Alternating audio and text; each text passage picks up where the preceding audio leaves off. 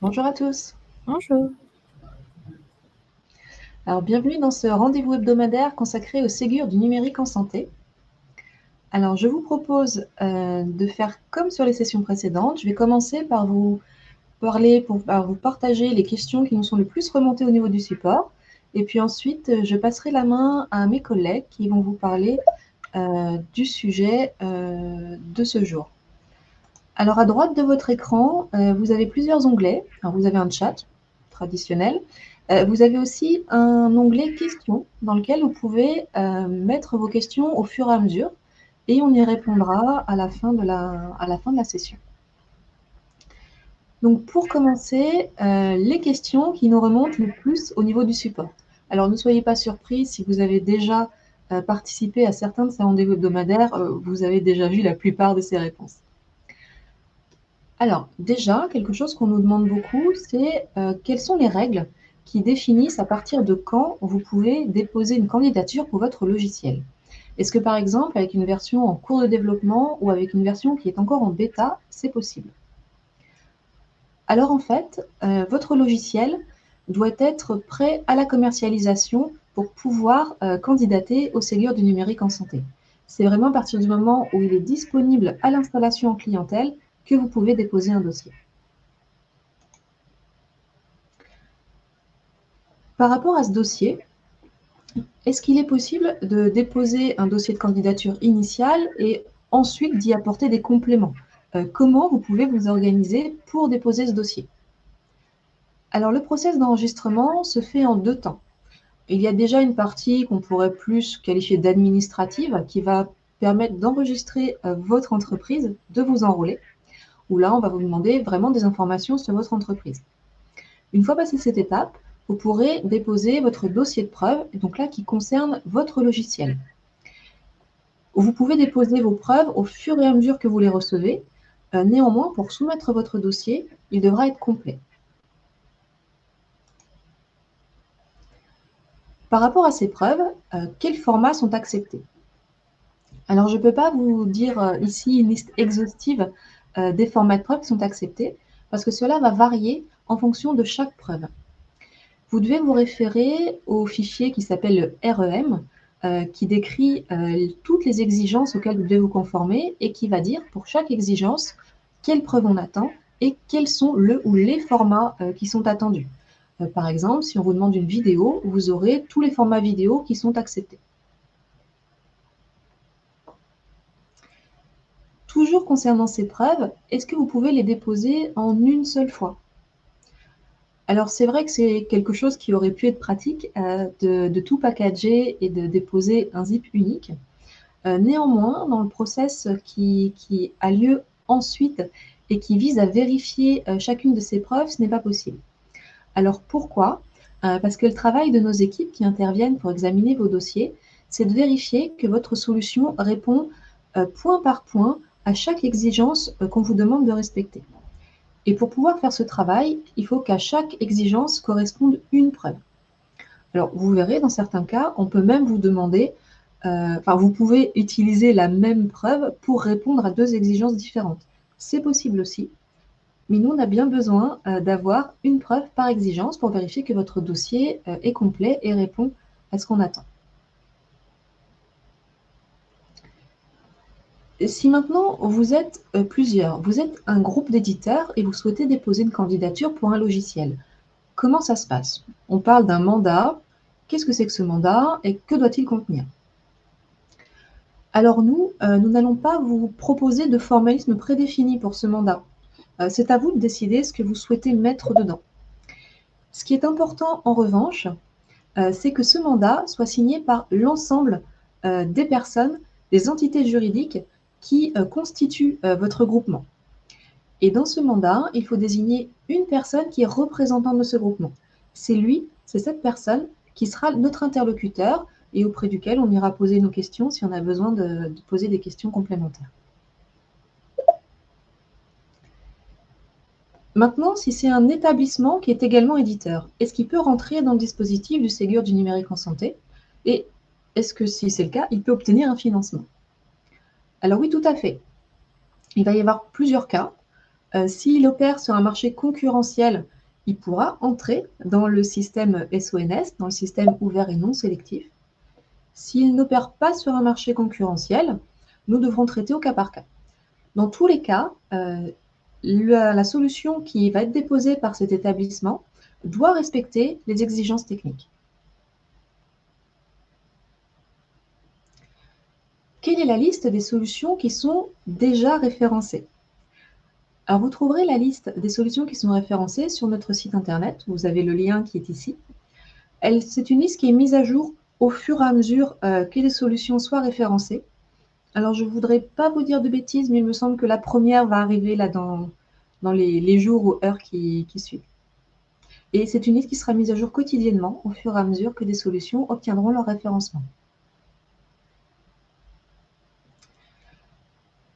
Alors, concernant les solutions qui s'adressent au personnel de santé libéraux, on s'adresse à un nombre de personnes qui est assez important. Est-ce que les solutions qu'on a mises en place derrière seront capables de tenir la charge pour ce volume de personnes? Alors, oui, je voudrais vous rassurer sur ce côté-là. Le guichet de financement qui est mis en œuvre par notre partenaire qui est l'ASP et qui est ouvert là, à compter de début novembre, est bien capable d'absorber la charge de tous ces professionnels de santé libéraux. Alors voilà, on a fait le tour des questions qui remontent le plus à notre support. Je vois dans la conversation que quelqu'un nous demande de mettre le PDF en plus grand. Alors, pour ma part, je ne peux pas faire plus que ça. Je ne sais pas si, Elodie, tu as une astuce de ton côté pour permettre d'afficher l'image en plus grand. De mon côté, je suis au maximum de ce qu'il est possible de faire. Alors, je vous propose de passer la main à nos collègues qui sont là aujourd'hui pour vous parler de l'utilisation de l'espace de test dans le cadre du Ségur du numérique en santé. N'hésitez pas à poser vos questions dans l'onglet questions. Je vois qu'il y en a déjà, je vais y répondre au fur et à mesure.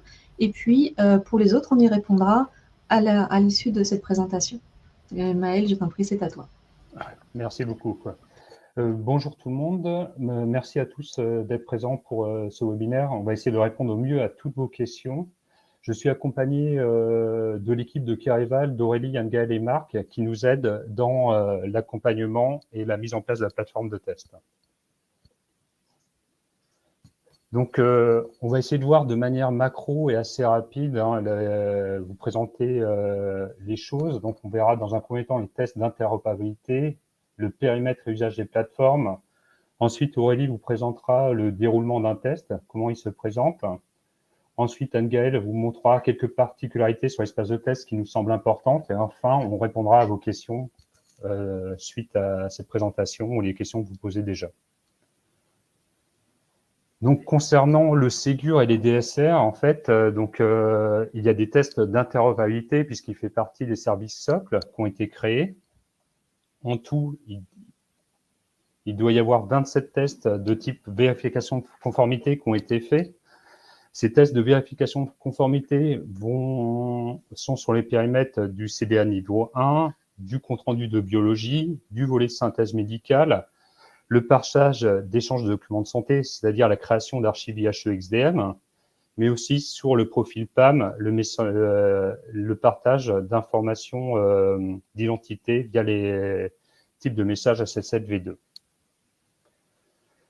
Quels sont les DSR concernés? Donc, les DSR concernés, elles sont quasiment toutes là. Je crois qu'il n'y a que la DSR Loing qui n'est pas concernée par les tests de vérification de conformité. On vous a fait un petit récap suivant vos logiciels, sur quel DSR vous vous positionnez pour savoir par quel type de test de vérification de conformité vous allez être concerné. Donc, pour le DSR AGL, donc pour la biologie, donc ça va être le CR2 bio, le CDA niveau 1, la consommation de messages ADT-PAM et la création d'archives IHE-XDM. Dans le cadre de la radiologie, on va être concerné pour les tests d'interop, pour les CDA niveau 1, encore la consommation de messages ADT-PAM et la création d'archives IHE-XDM.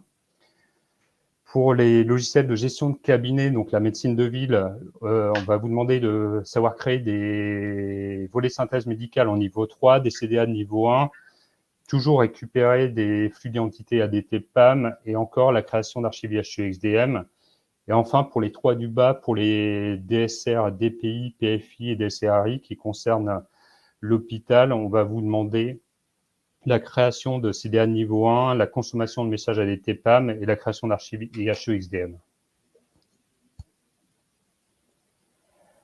Donc là, un point important qui nous semblait vous mettre en perspective, c'est le périmètre et usage des plateformes. J'ai perdu la main.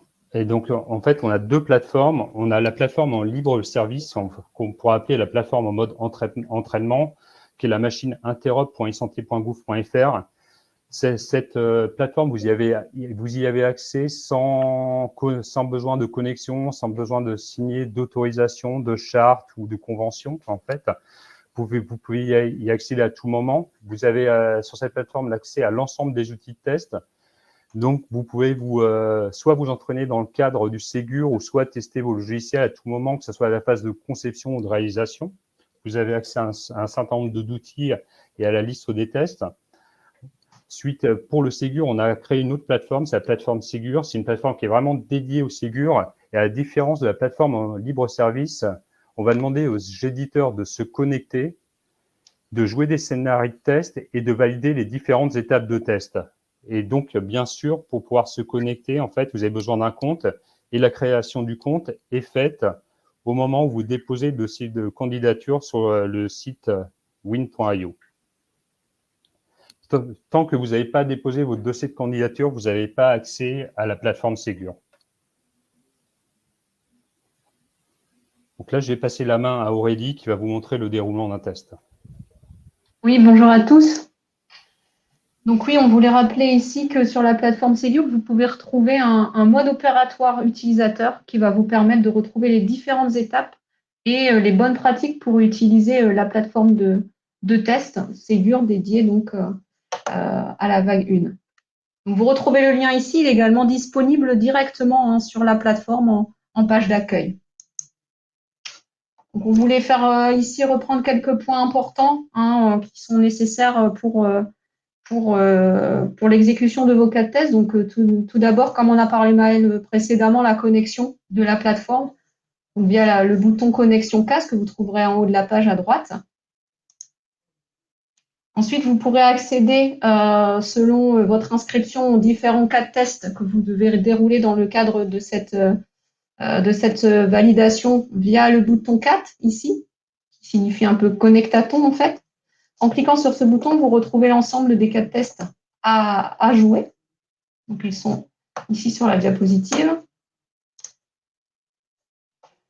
Quand vous voulez démarrer ou réexécuter un cas de test, il est important de cliquer sur le petit plus vert ici, que ce soit pour initialiser la première fois votre cas de test, mais également le réexécuter. Ce point est important car lorsque vous déroulez un cas de test, ensuite nous allons le vérifier.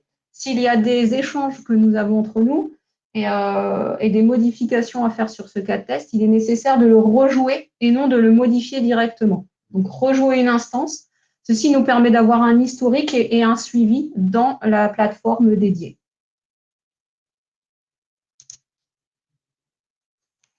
Lorsque vous allez dérouler vos cas de test, vous allez avoir donc des étapes à valider. Pour valider, vous allez fournir une preuve de test. Cette preuve de test est clairement identifiée et demandée dans l'étape de test. Et vous pourrez ainsi la télécharger via un petit plus que vous voyez là. Vous pouvez télécharger un fichier, un lien, une capture d'écran, voilà, selon le cas demandé. Et ça nous permet, nous, ensuite, de pouvoir, lors de la vérification, avoir directement accès à ces preuves et pouvoir valider les étapes.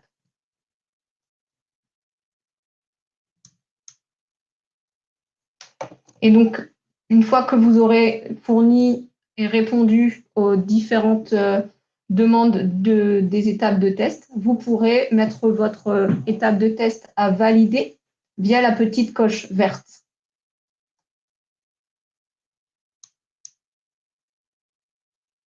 Ensuite, lorsque vous aurez fait chaque étape de test, en bas de votre scénario de test, vous trouverez un statut global du test que vous pourrez changer et mettre à vérifier. Suite à la mise à jour de ce statut, nous pourrons ainsi valider, vérifier vos différents scénarios exécutés en rentrant dans le détail, en allant voir notamment vos preuves de test et vos liens permanents que vous aurez pu déposer en trace. Et donc, ce lien permanent, qu'est-ce que c'est? En fait, ça va nous permettre ensuite de nous avoir le lien vers votre cas de test. Donc, une fois que vous avez exécuté votre cas de test, passez à vérifier. Vous récupérez le lien permanent de votre cas de test qui se situe en haut de la plateforme sur votre cas de test. Et c'est ce lien permanent que vous allez pouvoir récupérer et déposer en trace dans votre dossier sur win.io.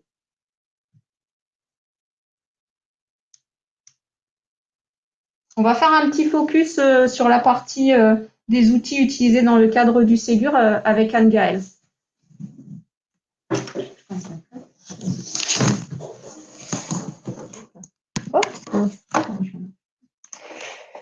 Bonjour.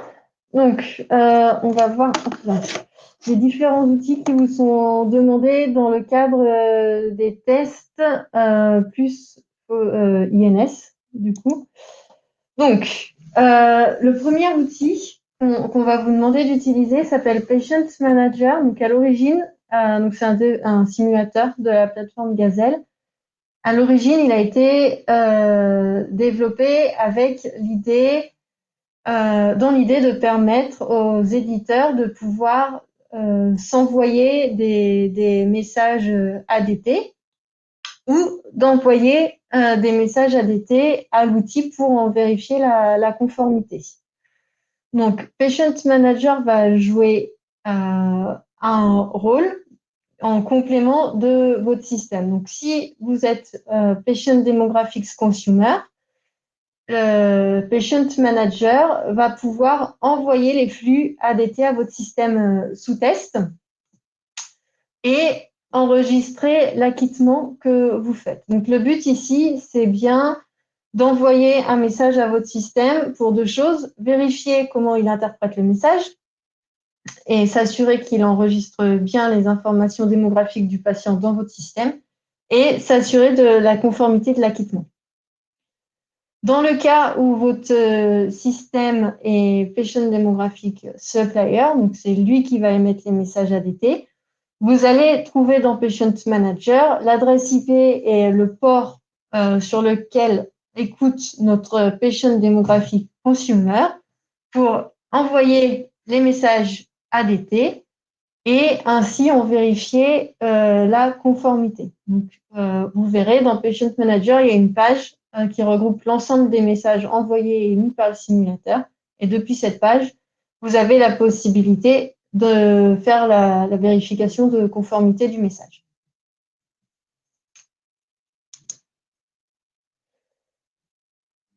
Ceci dit, par l'expérience, et on a bien conscience que certaines fois, ça peut être compliqué pour les entreprises d'ouvrir les flux vers l'espace de test ou depuis l'espace de test pour recevoir les flux HL7 V2.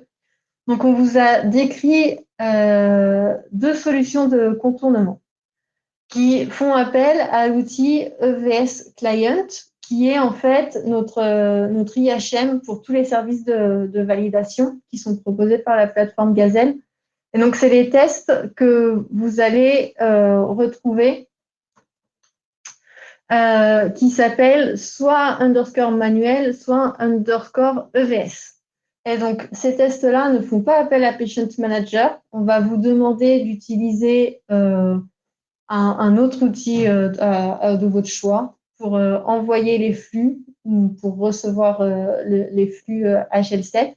Et ce qu'on vous demandera, c'est de valider la conformité du message dans EVS Client et de fournir le lien vers le rapport de validation.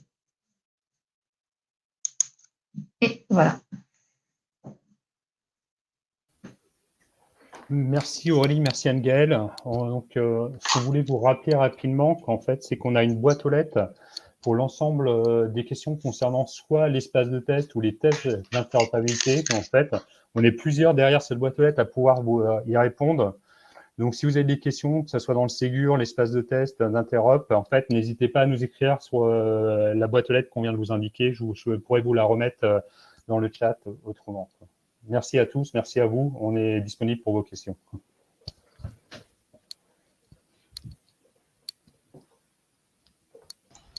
Alors, on a quelques questions dans la partie questions qui est à droite de votre écran. Alors, je vous rebalaye rapidement celles qui concernaient la première partie et pour lesquelles j'avais des réponses. Donc, quelqu'un nous demandait, est-ce que le fichier REM est la même chose que le fichier DSR? Alors, il s'agit de deux fichiers différents qui marchent ensemble. Le fichier DSR, c'est un doc qui décrit le couloir et ce qui est attendu. Le fichier REM, c'est un Excel qui décrit les exigences et les preuves qui y sont associées. Et j'ai remis, vous trouverez dans ma réponse, un exemple de fichier DSR et de fichier REM. Quelqu'un nous demande également si la présentation sera disponible. Alors oui, tout à fait. Le replay de notre intervention d'aujourd'hui et la présentation associée seront disponibles sur notre page des webinaires et de la même manière, j'ai mis le lien dans la réponse. Alors maintenant, des questions par rapport à ce que vous venez de voir. Les tests d'interopérabilité sont effectués par l'éditeur ou par l'établissement? Bonjour Maëlle, c'est par l'éditeur en fait. C'est bien l'éditeur qui candidate. D'accord, merci. Ségur. Je sais pas.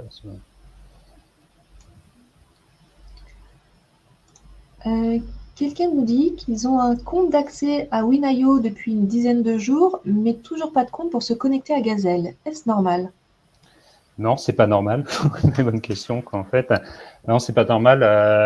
Ce que je vous invite à faire, c'est de contacter Nathalie pourra plus en parler. On a des boîtes, des espaces d'échange sur le site tech, peut-être, qu'en fait, peut-être pour redemander où ça en est, qu'en fait, mais en tout cas, on essaiera de vous y répondre le plus rapidement possible. Tu préconises quoi, Nathalie, passer par l'espace d'échange sur le site tech, pour genre de questions globales ou pas, quoi? Alors là, en l'occurrence, j'ai votre email comme vous vous êtes inscrit pour assister à cette session. Donc, je vais pouvoir le traiter directement. En revanche, si ça vous arrive à la suite, ou si vous avez d'autres questions ou d'autres choses qui vous paraissent étranges, ou si vous voulez juste des compléments d'information sur un sujet en particulier, je vous invite à aller sur techisanté.gouv.fr, que vous connaissez déjà probablement. C'est là que vous retrouverez, vous voyez, vous avez en haut un menu Ségur du numérique en santé. C'est là que vous allez retrouver tous les documents de référence et que vous pourrez aussi nous contacter.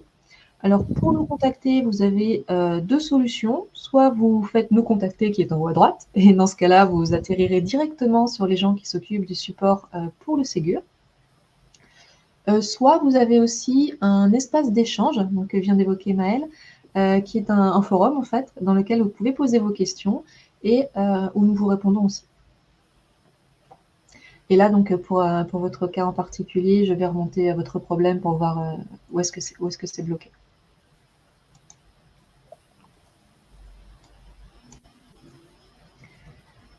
Est-ce que vous avez d'autres questions à poser à nos experts qui sont là aujourd'hui?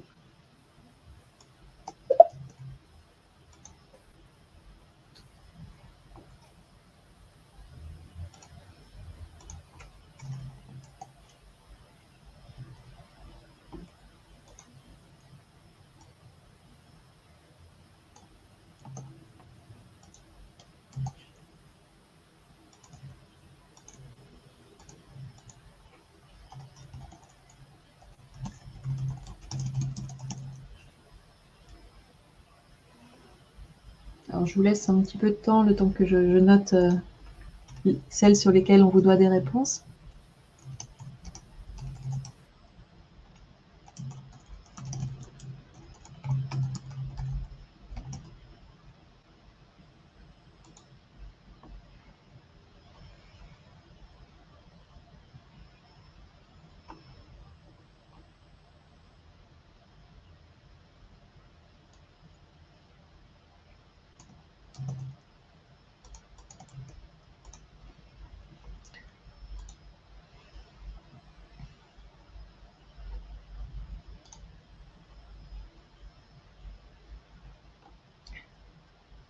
Alors, si vous n'avez pas d'autres questions...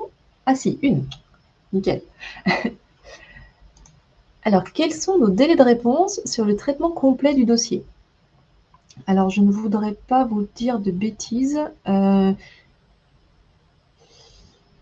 J'ai peur de vous dire, de me tromper dans ma réponse. Je vais me permettre de vous répondre en différé, parce que j'hésite entre deux chiffres.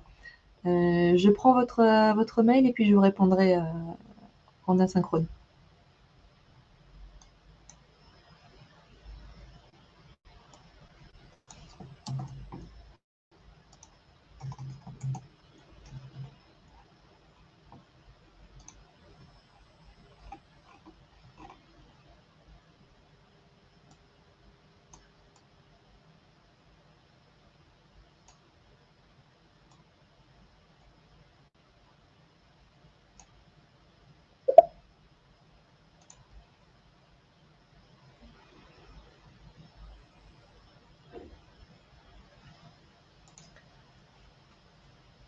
J'ai du mal à identifier la personne clé pour mes tests dans mon établissement de santé de référence pour le Ségur. Y a-t-il une liste de contacts, de contrats quelque part par établissement?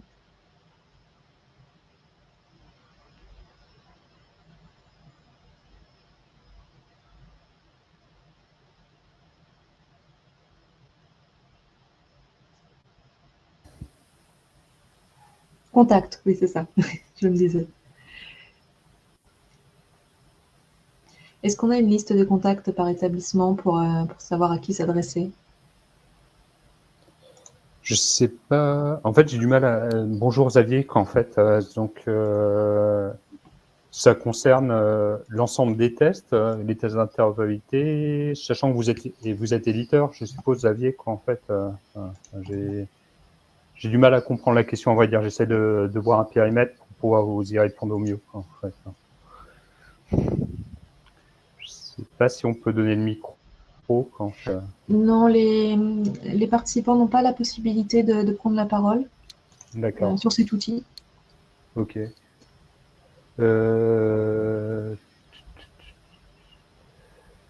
Est-ce le mieux peut-être c'est de reprendre contact avec vous, Xavier, après, quoi. Comme ça on pourra vous répondre au mieux, quoi, par téléphone ou par oral, quoi, du moins, en fait, pour mieux comprendre l'enjeu de la question. Est-ce que tu as les contacts de cette personne, Maël, ou est-ce que Non, je l'ai pas du tout, quoi. En fait, je veux bien le mail, quoi, en fait, que tu me l'envoies, je vous recontacte Xavier dans la foulée, quoi, en fait, après ce webinaire, quoi. Ok, c'est noté. Merci.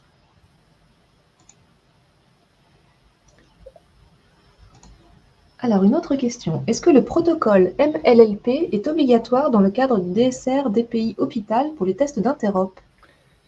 C'est ce que présentait Anne-Gaëlle tout à l'heure, qu'en fait, on va utiliser le protocole MLLP quand on va se connecter au patient manager, en fait. Mais dans le cas, en fait, pour des raisons de sécurité, comme expliquait très bien Anne-Gaëlle tout à l'heure, où vous avez du mal à vous connecter, où les flux sont pas ouverts et autres, en fait, vous pouvez vous connecter au test d'interop de manière manuelle via le VS Client, quoi, en fait. Donc, il n'est pas forcément obligatoire dans le cas des tests d'interopérabilité. Merci.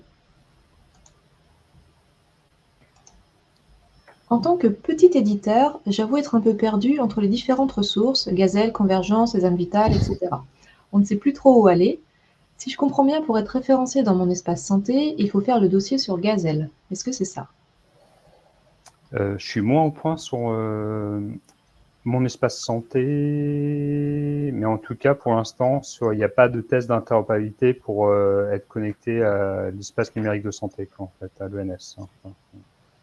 L'espace Gazelle, en fait, il nous sert à quel moment, qu'en fait, pour les tests de conformité dans le cadre du Ségur, lors de la création d'événements projectatons, connectatons, en fait, on va utiliser l'espace de test. Et il vous sert autrement à un autre moment, c'est en mode libre service, comme on en parlait au tout début, quand en fait, j'ai envie de tester la nouvelle version de mon logiciel, le nouveau développement, et regarder si c'est toujours compatible. Et donc là, j'ai accès aux différents validateurs, quoi. Voilà les 3 cas d'usage de l'espace de test Gazelle. Merci.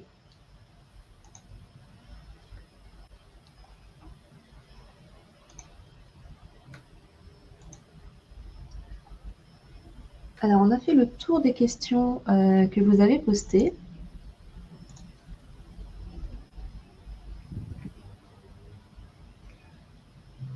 J'ai bien noté les contacts de chacun d'entre vous pour lesquels on vous doit des réponses en asynchrone.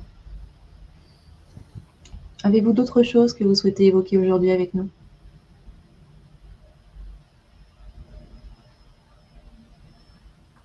Je vous laisse le temps de taper éventuellement.